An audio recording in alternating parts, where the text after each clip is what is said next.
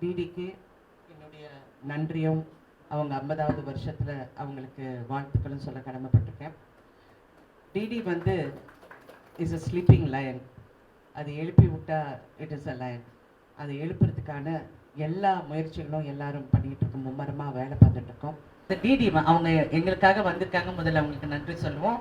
And நான் மறுபடியும் சொல்கிறேன், இது வந்து ஒரு sleeping lion, we have woken up and அது மறுபடியும் இட் ஹேஸ் டு டூ கிரேட்டுங்கிறது என்னுடைய அபிமான வேண்டுகோள். அண்ட் இன்னும் ஜனங்களுக்கு ரீச் ஆகும். அதாவது மீடியா, டிஜிட்டல் ஏஜ் எல்லாமே மாறிட்டு வந்திருக்கு. That's why I always said keep it யூடியூப்ல போடுங்க, அங்கே போடுங்க, because lot of people are more comfortable on that. அது கம்ஃபர்ட் லெவல் வந்து நம்மளும் ஏற்படுத்தணும். See, marketing is all about that.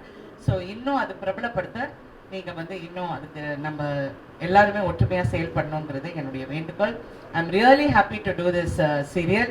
நான் ஃபஸ்ட்டு சீரியல் நடிக்கக்கூடாதுன்னு இருந்தேன், பட் அவங்க ரொம்ப இன்சிஸ்ட் பண்ணி நான் பண்ணணும் அப்படின்னு சொன்னப்போ நான் ஃபஸ்ட்டு சொன்னேன், நீங்கள் என்ன ரஜினிகாந்த், நான் வந்து சூப்பர் ஸ்டார் அதெல்லாம் நீங்கள் சொல்லாதீங்க, நான் ஒரு பெண், அந்த பெண் வந்து ஒரு குடும்பத்தில் எப்படி இருக்கணுமோ அந்த மாதிரி பண்ணுங்க அப்படிங்கிறது மட்டும்தான் நான் இவருக்கு குமரேசன் அவர்களுக்கு சொன்னேன்.